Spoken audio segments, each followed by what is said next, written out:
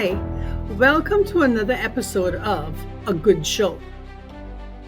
My name is Katina Anglin, and this evening I am just here by myself for now because Pastor Ellen is away doing pastoral duties. If you think that you got a lot to do, try being a pastor. But with me is the Honorable MP for Bordentown West, Honorable Christopher Saunders. Good afternoon, Chris. How are you? Good afternoon, Katina, and it's great to be here again. And it's great to have you back on the show as well. So, last time you were on, we were talking about your parliamentary debate in the House back in November.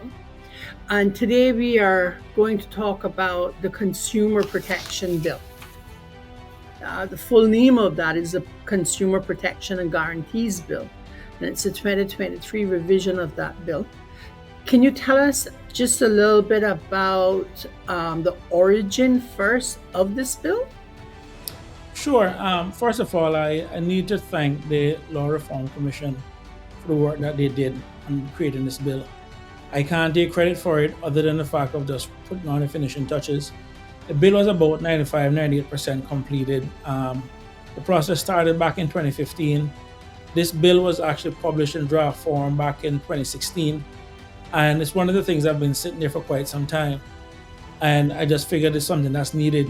And it's kind of funny that you alluded to my parliamentary debate, because one of the things that I'd raised in that parliamentary debate was about strengthening the community pillar. So, I spoke about the three pillars that you have, basically being the community pillar, the economic pillar, and the political pillar. And so far, everyone has been focused on the economic and the political pillar, but the community pillar has been left behind. So this is just one of the steps in terms of enhancing or improving the community pillar that we have. Because it's kind of a little bit sad that here we are in 2024, where we live in a society where it's a consumption-based tax system. We have millions of companies here, and for whatever reason, a lot of them do not have certain protections that should be guaranteed. So this is really and truly trying to modernize and give the consumer some level of protection. But again, as I said, Katina, I can't take credit for the bill. The bill was pretty much done from 2016, and the only thing I'm just trying to do is to move the process forward. I think it's good that you pointed out that it was from 2015, which is actually the same year that the UK brought its Consumer Rights Act into effect. And so we see where there was an effort by Parliament, even nearly 10 years ago, to actually deal with consumer protections as well here in this country. But I must thank you for actually championing this cause, because you are so right. We are consumer-based without consumer protection. You talk about imbalanced. So tell me, what are the rights of the consumer in this consumer protection? Just to briefly walk you through the bill itself.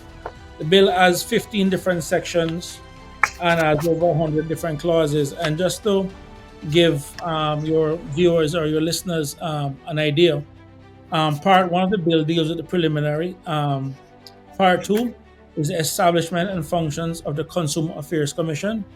Part 3 deals with consumer complaints. Part 4 speaks to the rights of the consumer. Part 5 is consumer guarantees in relation to the supply of goods. Part 6, consumer remedies when supplier guarantee is breached. Part 7, consumer remedies when manufacturer guarantee is breached. Part 8, consumer guarantees in respect of services. Part 9, consumer remedies for breach of service guarantee. Part 10, duties of suppliers. Part 11, unfair trade practices. Part 12, unfair contract terms. Part 13, recall of goods. Part 14 deals with distance selling. And Part 15 is basically other miscellaneous stuff. So, and there's 107 clauses the bill has in its entirety.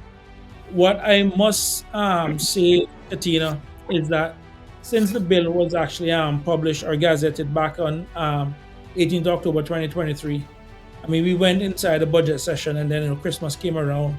So we have been kind of focusing a lot lately on the consultant part. And the one feedback or the one criticism, if I'm going to be brutally honest, that we have gotten from the bill is that it does not deal with bank transaction. It does not deal with financial institutions. And we have been getting a lot of people basically saying that the banks need to be included in this bill. And while it is on the order paper for Parliament session beginning on the 26th of February, I must say that there's a very strong possibility that I will be pulling the bill for the simple fact that while I would love to get a feather in my cap to say that, I got a consumer bill passed, my conscience does not allow me to exclude the banks because a lot of the feedback I've gotten, and it makes no use of gazetting a bill. You put it out there to get feedback from the public, and when the feedback come back, you ignore it.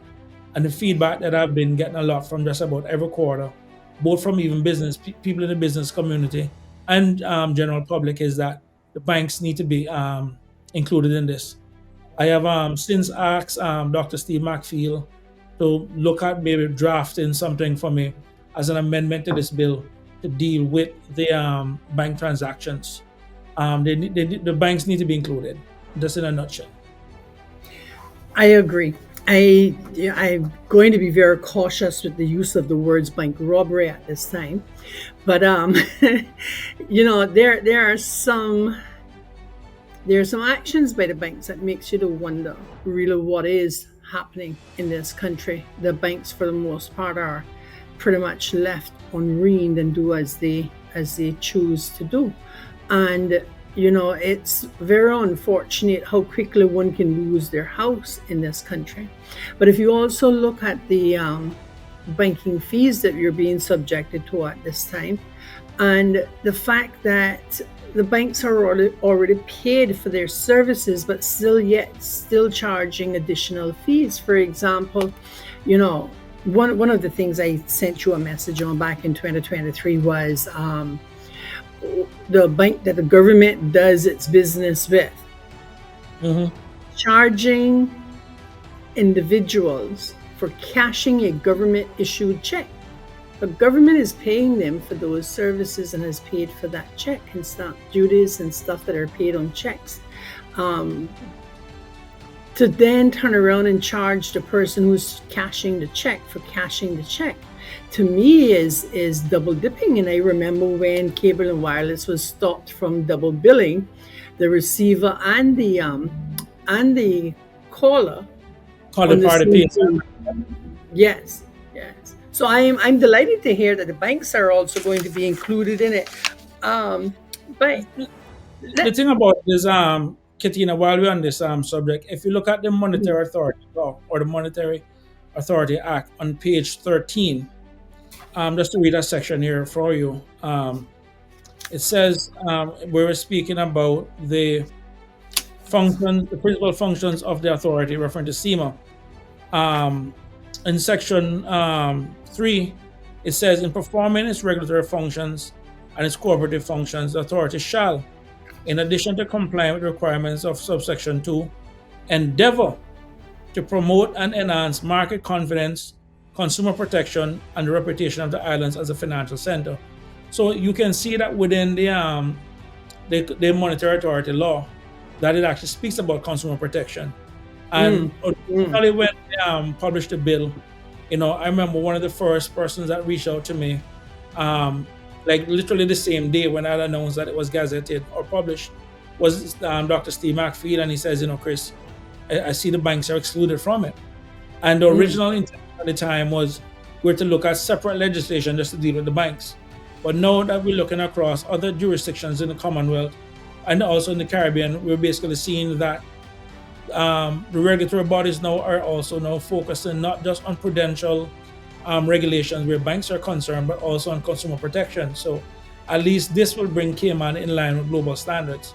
And it's kind of nice where we endeavor to have global standards and just about everything financial services related. But when it comes on to the employee, things like maternity leave, things like vacation leave, things like having a net, will maintain the same international standards. So my goal that as part of increasing and improving the community pillar is to focus a lot more on stuff that would actually touch on the individual. And just to also add the comments that you had made concerning the banks itself and the cash checking fee. I had raised this issue in my first term, and the reason it ended up on my radar was, if you think about mothers who are getting child support or maintenance, in some cases where they're getting that check on a weekly basis, people Yeah. are paying, are basically being paid. If you're paying $10 or charging $10 to cash a check, and you're doing 52 checks a year or doing 50 checks a year, that's $500. And the Hmm. question is, different families can afford a $500 just in a check cashing fee each year. And then, so one of the things, when I was the Minister of Finance, one of the things I actually looked at was actually put out to bid government banking services. So we actually put that out to bid, and there was, I think, a different bank that was actually chosen, and that's one of the things that we wanted to address in the bid, where once someone goes to cash a government check, it wouldn't basically include any of those different additional fees. I don't know what the government, I don't know where the government is in terms of that, but we did the tendering process, and different bank was selected, but I have since yet to get an update as to where they were in the process. Again, that is something that was controlled by the civil servants. My goal is just to make sure that the government and the people of the Cayman Islands was getting the best value for money. Then I think that we should ask the question about that tendering process. So I just wrote that down on my list of things to follow up on. And not just when we think about the single mother receiving maintenance through the court system and such, but when you look at the number of individuals who receive NAU, cynical reimbursements, and having to pay for a service that government is already providing, and you're talking about, for most part, middle-aged family members who are providing care and overseeing care for elderly Caymanian family members and parents, and they're qualifying for cynical through NAU. They can't afford that fee on that check. Can't afford that check cashing fee. Sorry. And then you have other banks who are saying, oh well, because you don't bank with us, we're going to charge you X number of dollars for cashing the check. And I'm like, no, you're not, because you turned that check over. The stamp duty on that check is paid. The person who gave me that check paid you to maintain that checking account. You charging me for me having worked for that individual. And that's not fair. That's not right. And I don't see how that can be lawful.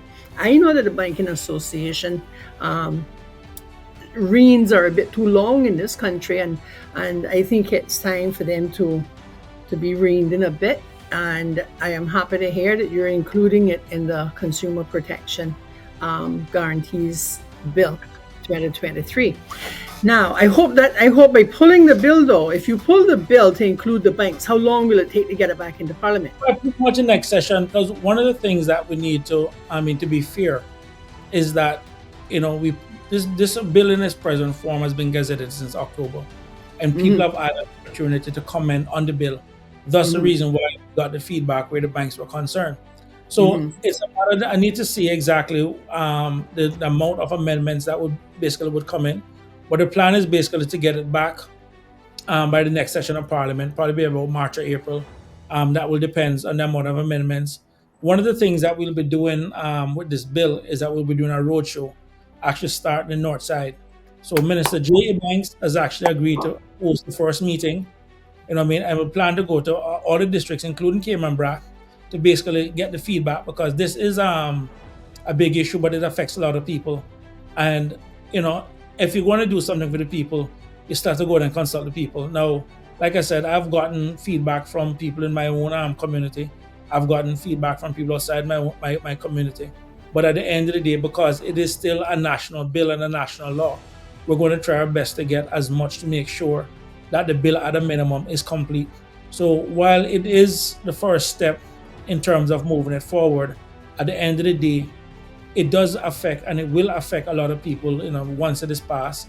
And I expect it to pass, because when you also look at the government's planning estimates for 2024 and 2025. On the very first part where the government speaks about the legislative plans for 2024 and 2025, it Mhm. does include a consumer protection. So it is clear that the government is intending to also look at consumer protection. They have more resources than I do, so if we can find a way to work with the government on this also, because they've already, like I said, already committed to it, I think it would actually go a little bit further. And we don't want it to be something that's political. You know what I mean? And like I said, my goal as a member of parliament that is that's working for not just the people of Bodentown West, but the wider Cayman Islands community as a whole, have that responsibility to make sure if there is laws that need to be on the book, there are laws that should be on the books. And this is one that needs to be on the books. Good. And let me applaud you and every other elected representative who will jump on the opportunity that you are providing to them for public consultation. In person, town hall meetings, as they used to be called when the politician used to come to the actual town hall and they would, present the bill or the issue that they were trying to deal with, and they got the input from the public. They didn't always go by what the public said, but what they were able to do was they were able to assess, the public's thoughts on it. And then many times they had to come back to their electorate, to their constituents and say, listen, I've heard what you have to say. But I think the best course is actually the other way and explain that back out. And that element of democracy has been missing from this country for far too long. And I'm going to applaud you right now for bringing it back. Thank you very, very much. And many thanks to Minister J for being the first one to host your panel over there in Northside. And I just want to bring something to your attention. When you get to West Bay, you need to make your appointment far in advance because we actually don't have a town hall. That's something we need to talk about. You go looking at the primary schools of Bodentown. So at the end of the day, wherever we can have a meeting of the minds, whether it be under a tree or breadfruit tree, as long as they have the meeting of the minds. And that's what we're looking for. Listen, remember how they used to do it over here in Georgetown years ago? Back in the 40s and 50s and 60s, it was open air consultation. I have the biggest challenge because in my home district of Bodentown West, I have very few. Literally, I have no meeting place. I mean, literally no commercial place. That's one of the things where we're trying to get the park, and I'm looking forward to even the church being completed for the church in Bodentown for that shelter.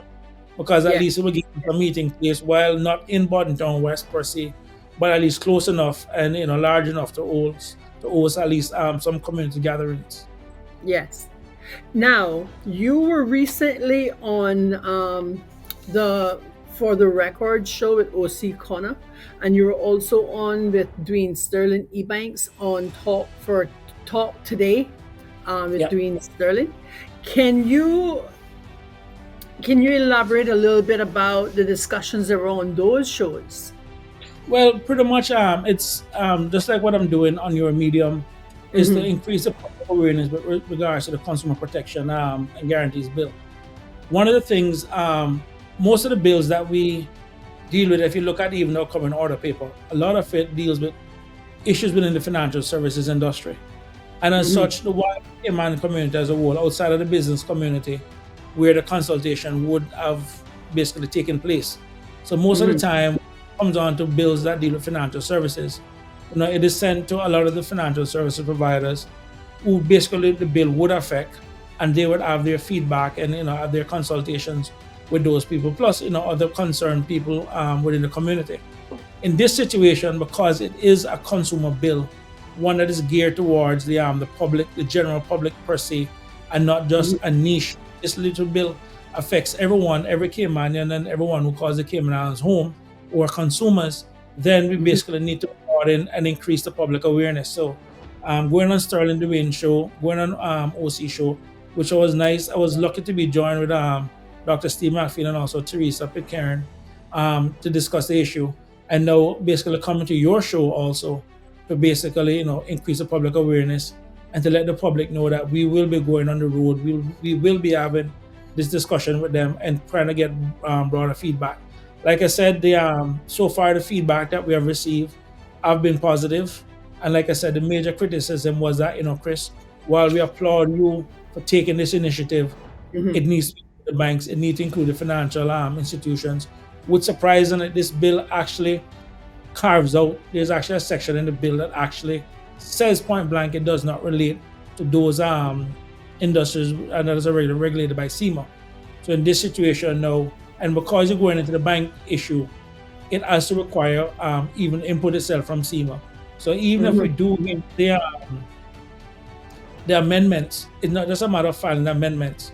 Because SEMA itself is the regulatory authority that deals with banks, we need to make sure that whatever it is that we include in this bill that deals with the financial services institution is also in line with basically that SEMA would be happy with it also. That we're not overstepping those lines because they are again covered by a separate law. Okay. So the bill notes that a Consumer Affairs Commission will be established. How is it intended to be created and how is it supposed to function? These positions will be cabinet appointments. No, no, no, no. These are actually full-time appointments. One of the things that actually one of the feedback I received that I'm also giving consideration to, while it speaks Mhm. about setting the commission and then the commissions can go out and hire the relevant staff, including director and other staff that would be needed. One of the feedback I have received from one particular member of the public, which I think was actually to speak about a consumer advocate general, where in a Mhm. sense you want someone with almost like a ombudsman type power to some extent. And someone even went on to go as far as to even suggest something like Ezra Miller would be perfect for that kind of role. But you do need someone with that kind of disposition that you know is really Yeah. strong to the public. Yeah. Because at the end of the day, one of the things you got to recognize is that in some cases you are dealing with people with deep pockets.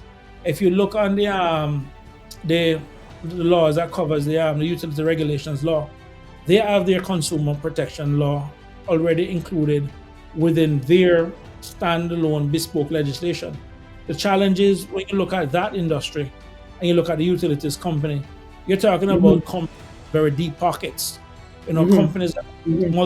multi-million, in the hundreds of millions to some extent, and in some cases even billion-dollar type companies. If you go and you look at their parent company balance sheet and everything else. Now, for the regular person on the street, they do not have the resources to take on those kind of companies that can afford. And Right. I mean, we have seen it. Where I Right. mean, you look at the labor laws, for example, a lot of the justices that should happen in the workplace isn't there because the employee who is aggrieved or wrong does not have the resources to take on the company.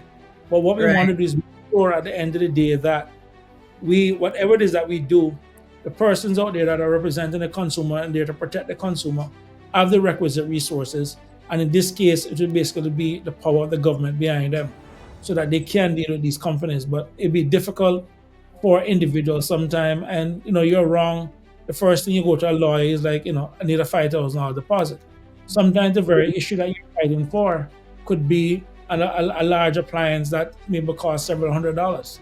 So it Yeah. wouldn't make any sense for you to go and retain a lawyer for 5,000.